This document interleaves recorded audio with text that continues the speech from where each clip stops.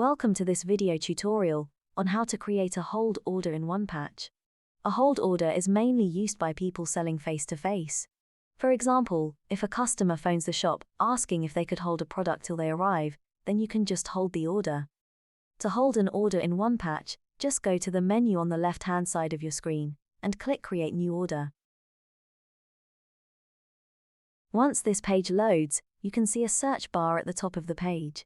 This is where you enter the products you would like to include in the order.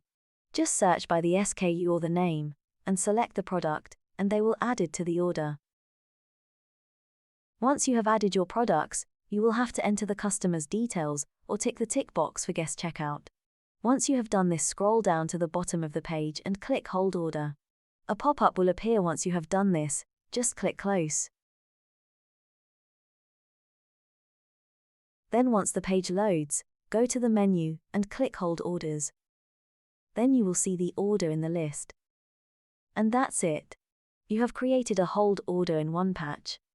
Thanks for watching, and be sure to check out our other video tutorials for more tips and tricks on how to get the most out of your OnePatch account.